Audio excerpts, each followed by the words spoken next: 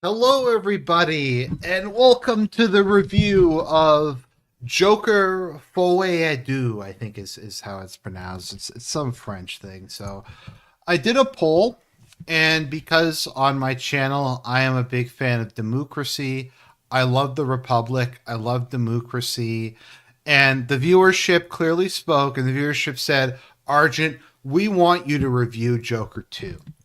Joker 2 is the fucking greatest thing ever. We want to see you suffer and subject yourself to it. So go see Joker 2. So I said, okay, I'll go see Joker 2. How bad can it be?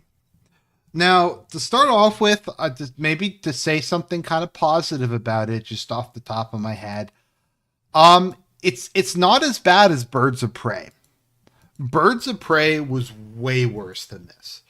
Birds of Prey is I don't the only reason I didn't walk out of it was because I was there with a friend.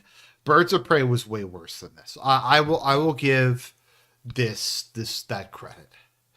That was more abrasively bad. I've seen a lot of superhero movies that are way more abrasively bad than this. Like let's just go through a couple.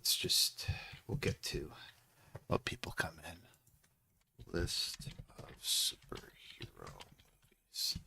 Like I've seen some real shit. I've seen things that you can't even believe. Okay, let's see here. The Thunderman Returns. What the fuck is that? The People's Joker? Okay, like it's not as bad as Borderlands. It's probably better than The Crow. Um I don't know. I imagine the Knights of the Zodiac movie was shit. Do the Transformer movies even count as being superhero movies? Okay, like this is the question. Um, I don't know. It's whatever. So it's better than Resurrections. It's not better than Kim Possible. What the fuck? There's a live adaptation of Kim Possible. Fuck me. What a disaster. It's better than Terminator Dark Fate. So it's better than the Charlie's Angel remake. So I mean that it has that going for it. It has those little specks of hope for Joker Folie Deux. Now we'll get into it in a second. Is it confirmed 100% that Joker was raped? Because it seemed a little bit ambiguous to me. I feel like you could take it either way. Um, Even so, it was nowhere near as gratuitous as I thought it was going to be. So I'll give it that. So, Joker Folie Deux. The question we have to ask ourselves is, was the movie good? And the movie was not good. The movie was shit. Now, why was the movie shit? Was it because of like how they handled Arthur Fleck's character? Is By the way, there's going to be spoilers in this. Is it because it was the plot didn't make any sense? Was it because it was super woke that they inserted a whole bunch of G-slur shit in? No. The reason this movie sucked is because it was so fucking boring. It's one of the most boring movies I think I've ever seen, at least in recent memory. Like it's so bad. Like you don't even know. Like it's boring. Nothing happens for like 90% of the movie. Then a couple things happen. The musical part is fucking atrocious. Like why did this have to be a musical? And the worst part is they just half-ass the musical. They don't even lean into the musical. They don't even go, okay, we're just gonna have um we're gonna have crazy, like over the top, retarded musical numbers. We'll have Arthur Fleck do a Joker song. Then I don't think they even came up with original songs. And like there wasn't even really dance sequences for a lot of them. It's just the characters sing for a little bit and then it's over. It's just why I don't get why it was a musical. I don't really get why this film was even made. I think the most charitable view of this is that, you know how at the end of the Joker he's laughing and it goes, "You wouldn't get it." I think that that is what this movie is. I think that Todd Phillips made this film to troll the studio. I think it was to troll the studio. It was to troll the audiences. It was to go, you wanted a good movie? Well, here's some dog shit. And I'm just going to shove your face in it. And I know you're going to go watch it because you like the first movie and fuck you. And I think that was it. And so I was trying to make the movie more entertaining. So, um, so I just started laughing really loudly and obnoxiously during parts of the movie where it didn't even really make sense to laugh. I think it irritated the people around me, but I think it fit in with how the film was going. Now, I don't think that I hated this. Okay, so I think my expectations of this were a bit different because I don't think I had quite the same takeaway from the first movie as a lot of people did. I think a lot of people very strongly identified with Arthur Fleck. I mean, I did a little bit myself, but I think people very strongly identified with him and they saw him as a heroic character and they saw Joker as a what's it called again? Like a power fantasy movie. And that like you were supposed to be rooting for Arthur. I never really felt that way when I was watching it. I always thought that Arthur was supposed to be kind of a delusional weirdo, at least in the eyes of the director. That you weren't supposed to look up to him. That he was just supposed to be like just a dead end person with no hope in his life and no ability to turn anything around. That is kind of how I interpret it, to be honest. I feel like all the memes about like Joker's base, Joker's Black Panther for incels and stuff is kind of stuff people read into the movie. I could be wrong though, but that's just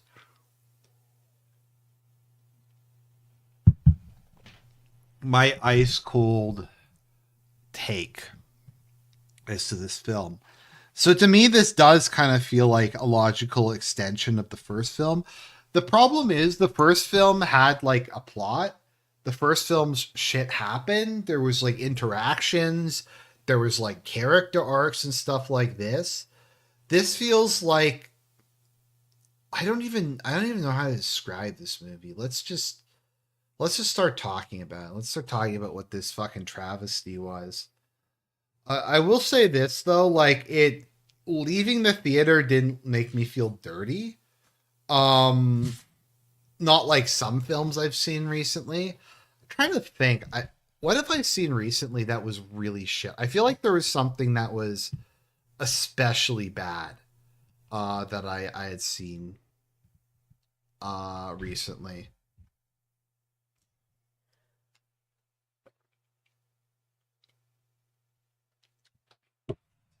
I haven't actually gotten into the movie yet. I've just been ranting about some of the background. Okay, so let's get into the story. So I'm going to read through the story as I normally do for these and just kind of add in my 2 cents, what I think it meant, that kind of thing. So this movie opens in a super quirky way. I'm sorry if I'm bringing up the Wikipedia article, but it is what it is. What the hell is show prep? Um, so it starts off with this animated sequence that's really like quirky and pretentious, and it's like we're trying to make this an art film, guys. That's what they want. And the Joker gets imprisoned by his impersonated by his shadow, who sings a music number in his stead, and then the police show up and beat Joker to death. So one of the key things in this movie and one of the core themes is that Joker is not a persona. Joker is not like the real Arthur Fleck. Joker is not something he created to become a stronger person or anything like that. Joker is just purely a delusion. It's just a delusion. It's just a fantasy. It's not even a power fantasy. It's just Arthur Fleck came up with it on his own. And a big thing that they try to focus on in this movie um is that Arthur Fleck is completely sane. None of the stuff he did was because he was insane. And also they try to show that like everything he did he was responsible for, and there was no context for any of it. And he's just like an evil murderer. I feel is kind of what they're going to. So I guess with this kind of like introduction sequence, it's starting that off. So Arthur Fleck is in Arkham State Hospital awaiting trial for the crimes he committed 2 years prior. It's really shitty. I guess it's I don't is it a hospital though? It looks really shitty as far as a hospital. It looks like maximum security prison. So I don't know if it's supposed to be maximum security prison or that's just how hospitals for the or prisons for the mentally insane look. But basically, like it starts off, Arthur Fleck's just sitting in his cell, almost dead. Joaquin Phoenix lost a fuck ton of weight for this role. He looks absolutely disgusting. You have to like for the first like 10 minutes of this movie, you have to look at his disgusting, emaciated form. Um, that just it's gross. Um, So he goes off. So we get to see some scenes of him in prison. The guards are kind of dicks to him. The other prisoners don't really like him. He's basically just in a catatonic state after the events of the first movie. He has a lawyer who's doing the whole thing pro bono to try to build up her career. And her big argument is going to be that Arthur Fleck has dissociative identity disorder. He has associated mental disorder. He has multiple personalities. He's schizophrenic. He's not responsible for his crimes. So I'm just going to ask the chat. Judging from the first movie, do you think that Arthur Fleck is insane? Do you think he's insane? Do you think he is mentally like he's schizophrenic, that he is not criminally responsible for his actions? So just people in the chat post that and I'll get back to it. So he's having the interview. He doesn't really cooperate at all. He's just kind of sitting there, staring against the wall. And as he's going through the building to get to the interview room, he comes across a musical therapy session wherein we meet our other main character, Harley Quinn, aka Lady Gaga, or Lady Gaga, aka Harley Quinn. She immediately makes eye contact with him.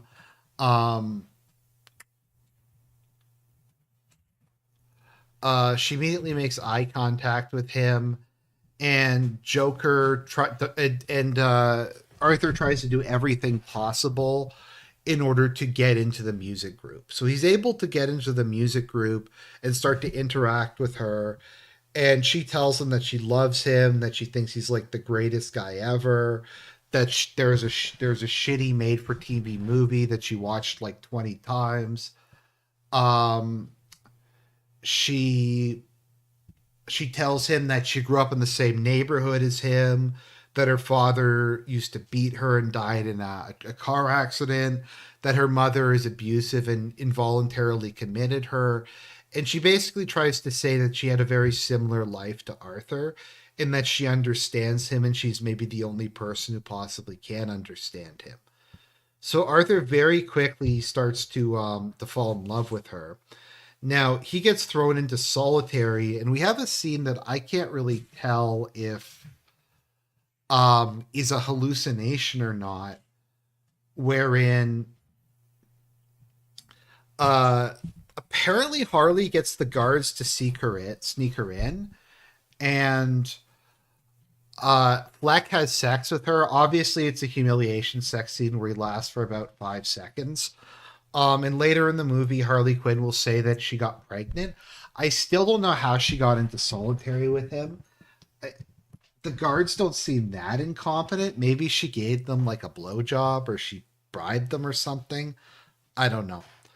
Um, Fleck though is really happy because Lady Gaga is honestly probably better than whatever he's going to be able to get. So he feels that he's like for the first time in his life he's a Chad, and that someone legitimately cares about him. So there's a scene where they're watching a movie wherein Harley starts a huge fire. Um, Her and him try to escape. I'm skipping over all the shitty musical numbers where people just start singing for no reason and dancing around and stuff like that. It's just really uh, annoying and kind of obnoxious. So yeah, so they have sex in the solitary confinement. He gets interviewed by another television personality who also just tries to gaslight him and fuck with him and make him out to be a loser. Arthur has a cringy scene where he sings to Harley Quinn through the television screen. Apparently, she was able to get out of the mental institution and she's waiting for him on the right side, at the outside, and they're going to build a snowman together. Well, they say they're going to build a mountain, but it's basically like, do you want to build a snowman? It doesn't have to be a snowman. It's like that scene from Frozen, very much so. So she loves him anymore. So the trial happens. Harvey Dent comes up, and he immediately dismisses Arthur's claims of insanity. Now, Arthur Fleck's lawyer tells him that Harley Quinn is actually a psychiatry student who comes from a wealthy family. Her father is alive, and she committed herself to Arkham, checked herself out, and never burned down an apartment building. So basically, her entire persona was made up because she's a fangirl of Joker, and she wanted to try to relate to him because she wanted to get his attention and be Mrs. Joker and have sex with him and be Arthur Fleck's woman, because Arthur Fleck is still a really like big cultural figure. Now Arthur Fleck doesn't falls he falls into the trap, and immediately he believes her, and he's just like, yeah, I believe you, Lady Gaga. I You made up this entire persona to fuck with, to like control me, but you're literally the only thing I have in my life. So we go through a series of different witnesses. They get one guy who comes in and just says that Joker is that Arthur Fleck is not schizophrenic, that he's never been crazy, that he's always been in 100% control of his actions, that there is no Joker persona, and all that kind of stuff. Eventually, they bring back the black woman from the first game, or sorry, first movie, and she just proceeds to humiliate him, to say how Joker's mother always shit on him, just shit on him, how his mother fucked with him behind his back. She said that her mother told Joker's mother told her a story that um, when he was young and depressed from being abused so much, his mother had told Arthur Fleck that it was his destiny to make people happy, and he took that seriously, and that his mother always made fun of him behind his back for making that his life's goal to make people smile. So basically, his mother never loved him at all. His mother just shit on him, etc. So Arthur has a breakdown and decides to represent himself. Um, and as part of representing himself, he gets dressed up in the Joker get up at the trial. So we bring back Gary Puddles from the previous scene. Um, from the previous movie, he's the short guy who Arthur didn't kill. So he like does an interview as like he tries to question him like with a southern accent, like trying to do a poll. I'm a good old boy.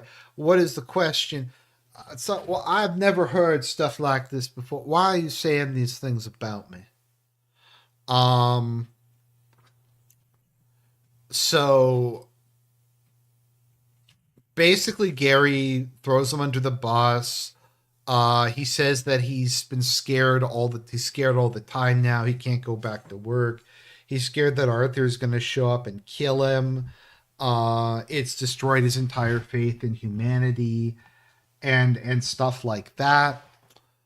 So all that stuff was happening. It caused Arthur to be depressed because he was like one of the few people he considered him a friend. Um, and he doesn't offer a defense in his speech. He doesn't offer a defense.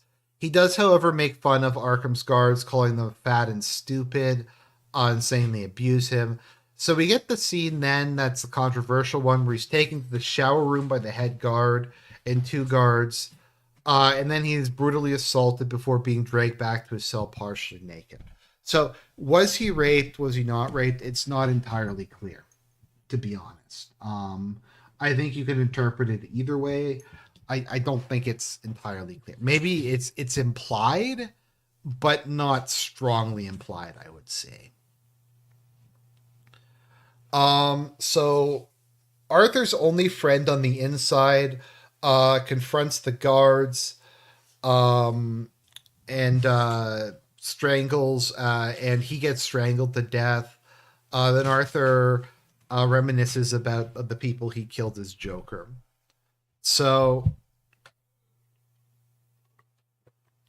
then we have the closing argument, and the closing argument is by far the most depressing part um, of the entire movie. He has a full breakdown, and he says that there is no Joker, there is no persona. I'm not crazy. I'm not schizophrenic. I'm 100% responsible for everything that I did. Uh,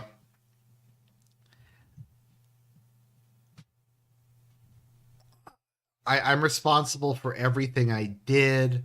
Um, they don't even try to like explain any of the context of the stuff that happened. He also confesses to killing his mother.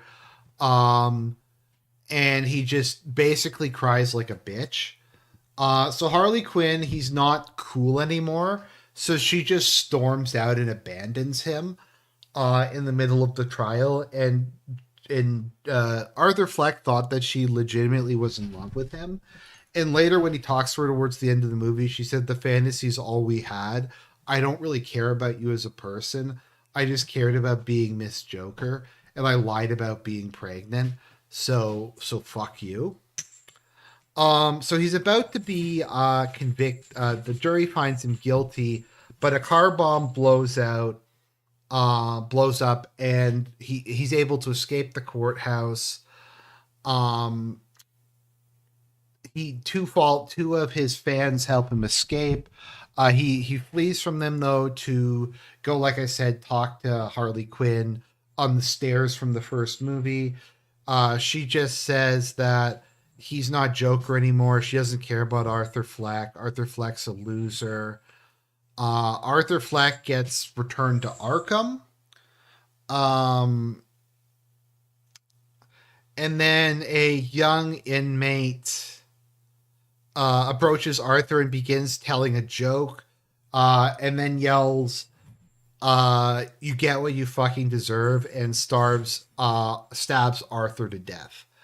Then the assailant carves a smile in his face, and it's implied, I think, that he is Heath Ledger's Joker, that this was the experience that made Heath Ledger's Joker, and that's where he got it from.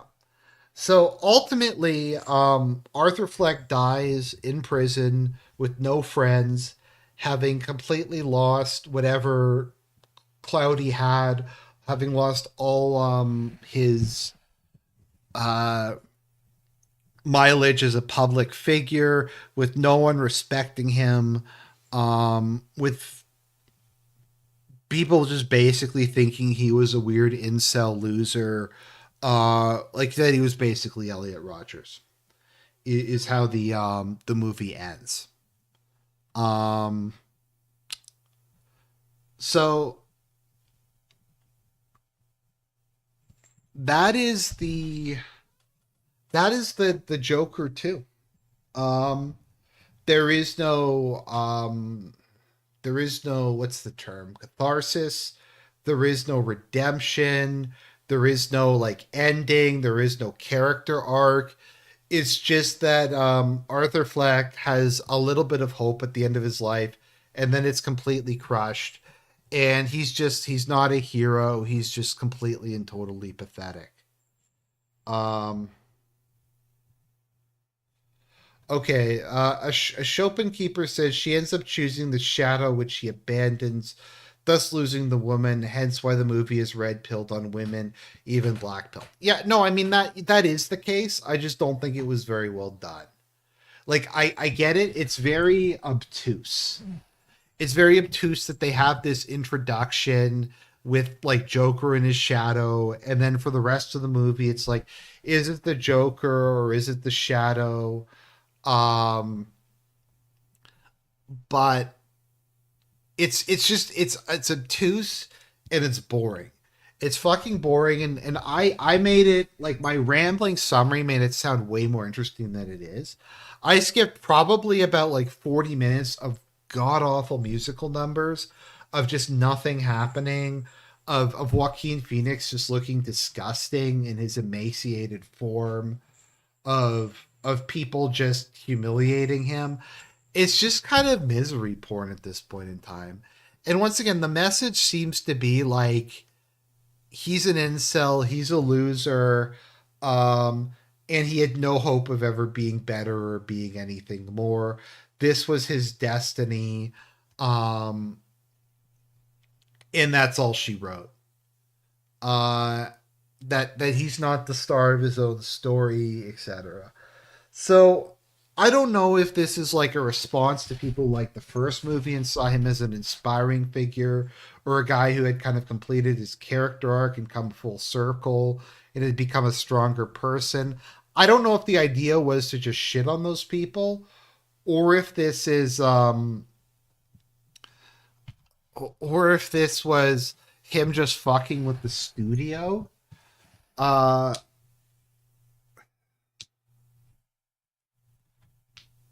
I don't know. And say, you know what, you want me to make a good movie? Um, well, here's not a good movie. Here's a shit movie. Um, let's see here. Where okay. That's kind of how this whole movie feels, to be honest. So it's just like we don't really get anything. We don't get anything about like the Joker character. We don't get anything about Arkham. We don't get anything about Batman. We don't really learn anything about the broader world. It's just a bunch of really fucking boring prison scenes. And to me, that is the ultimate sin a movie can create. The ultimate sin is not being paused. It's not being Arkham. abrasive. It's not being like all these things. It's being super fucking boring. And this movie was just some of the most boring shit that I've ever seen. So Joker, Folie Deux or whatever it is garbage. Don't watch it. It's just there to shit on the audience of the first film. I didn't find it exceptionally woke. Um, to be honest, other than just the white male, the white disaffected males just getting beat down. Um, so yeah. Anyways, that's I think about everything I wanted to talk about. Do you guys have any questions for me before I wrap this up?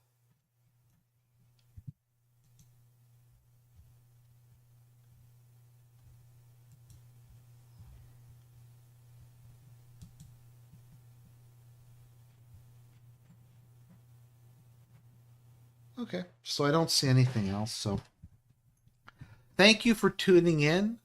More excitement to come. God bless